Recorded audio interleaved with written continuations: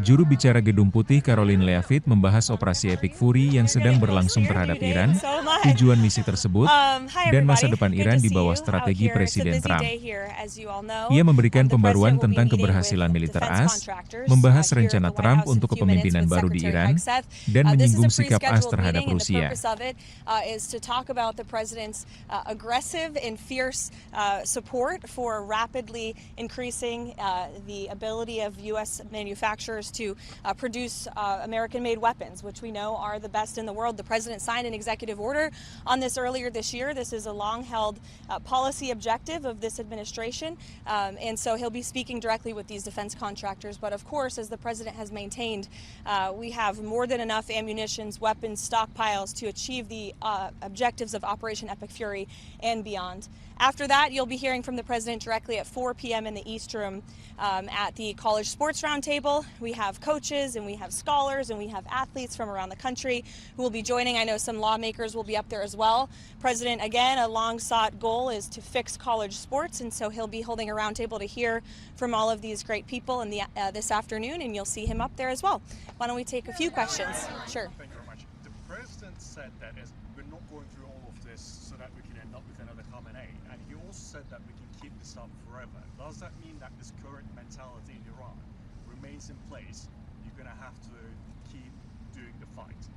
I won't get ahead of the president on broadcasting any timelines. What I will tell you is what President Trump has already laid out, which is that the achievable objectives of Operation Epic Fury we expect to last about 4 to 6 weeks, and we are well on our way to achieving those objectives. Annihilating Iran's navy, we know that we've sunk more than 30 Iranian vessels and ships. Their navy has now been deemed combat ineffective.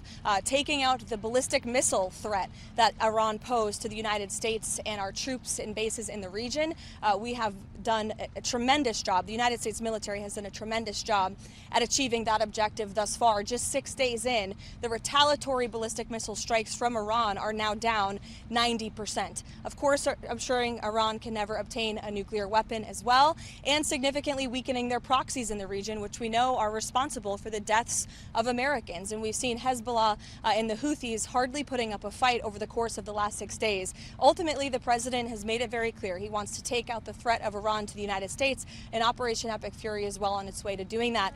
As for the future of Iran, as the president has pointed to, of course it's in the best interest of the United States of America for Iran to no longer be led by a radical terrorist regime that chants death to America and is lying to the United States and the world about their secret ambitions to possess a nuclear bomb. President Trump does not want to see that. He wants to take an interest in pursuing who the next leader of the Iranian country is going to be, and that has yet to be seen, and the president is discussing it and deliberating it. Kristen. What the president, you just said on Fox that it doesn't really matter if Russia is giving Iran information about military assets. Why doesn't it matter if U.S. military is put in danger by Russia? And is that what the president believes as well? What I meant, Kristen, and thank you for giving me a chance to make it very clear, is that it clearly is not making a difference with respect to the military operations in Iran, because we are completely decimating them. As I said earlier, we've taken out nearly 30 of their ships. Their navy has been deemed combat ineffective. 90% reduction in ballistic missile retaliatory strikes against the United States and our Gulf Arab and partners in the region. So, of course, we are achieving the military objectives of this operation, and that is going to continue because the United States military is the best and most lethal fighting force in the world. Sure, go ahead, Benny. Can you confirm if U.S. has taken full control over the airspace in Iran, like it's been reported these past couple days? Trump said within hours, within days. Can you confirm anything along those lines? Yes, we are well on our way to doing so. Karoline, has the president's faith in Russia to cut a peace deal with Ukraine been shaken by the knowledge that Russia is apparently supplying intelligence to Iran in this conflict? I think the president would say that peace is still an achievable objective with respect to the Russia-Ukraine war. You saw Special Envoy Witkoff put out a tweet yesterday announcing a new prisoner exchange between both Russia and Ukraine. So it's something this administration still wants to see, and something I know the president will continue to work on. Has he expressed any frustration to Putin about this intelligence? I'll let the president speak on that directly. Mary. What does the president mean when he calls for unconditional surrender? Is he saying that the regime has to fully relinquish control? What the president means is that when he, as commander-in-chief of the U.S. Armed Forces, determines that Iran no longer poses a threat to the United States of America and the goals of Operation Epic Fury has been fully realized, then Iran will essentially be in a place of unconditional surrender. Whether they say it themselves or not, frankly, they don't have a lot of people to say that for them, because the United States and the state of Israel have completely wiped out more than 50 leaders of the former terrorist regime, including the supreme leader himself. Monica. Thank you, Caroline. The president had a July 4th deadline for the One Big Beautiful Bill. Does he see a deadline for the Save America Act? As I know that's a priority of his to get passed. As soon as possible, I know the president would say. This is a huge priority for the president. It remains one. I know he has added on some priorities to the Save America Act in recent days, namely no transgender transition surgeries for minors.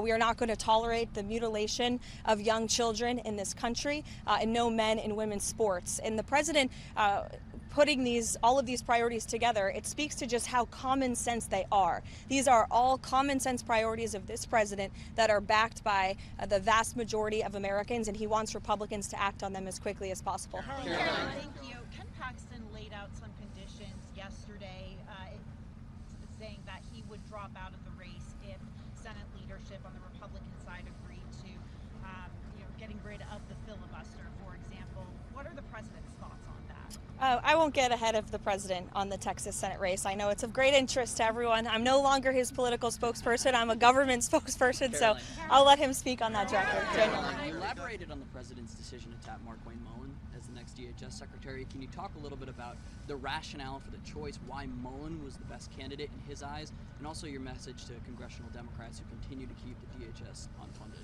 Yeah, well, Senator Markwayne Mullin has been a strong friend of the president and a big supporter of the president's immigration policies. Not only that, he's exceptionally talented, qualified, and I know well respected by his peers on Capitol Hill from both sides of the aisle. So we look forward to his expeditious confirmation, and I know the White House will be working with our counterparts in the Senate to make that happen as quickly as possible.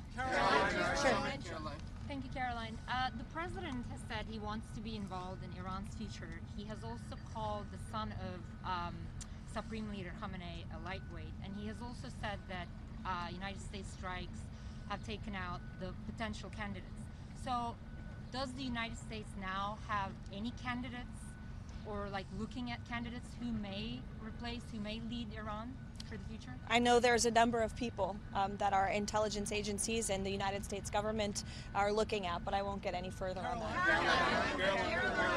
Sure. Is the president satisfied with the pace of the investigation into whether the U.S. military did hit that Iranian school? Is the White House concerned that this was the United States?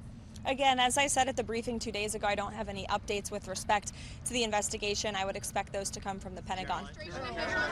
Sure, Haley. That the U.S. was operating in the region of the school. Again, I don't have any updates for you on the investigation. Those will come from the Pentagon directly. Haley. Does the president believe Russia should face repercussions for providing intelligence to Iran as part of the U.S. military? Again, I'll let the president speak on that directly. Do you have any comment, Sure. Caroline, do you have any comment on the MAGA influencer divide on the Iran war? It seems like everything on X is everybody's going at each other. Any message to both sides of the aisle? I would just remind people, X is not real life. This president lives in the real world. And with respect to MAGA, President Trump is the leader of MAGA. He's the creator of the MAGA movement. And there is nothing more America first than taking out terrorists who have maimed and killed our own servicemen and women, who chant death to America and who pose a threat to the homeland. And so President Trump is a leader of the peace through strength foreign policy doctrine. He attempted peace through diplomacy exhaustively and extensively with the rogue Iranian regime.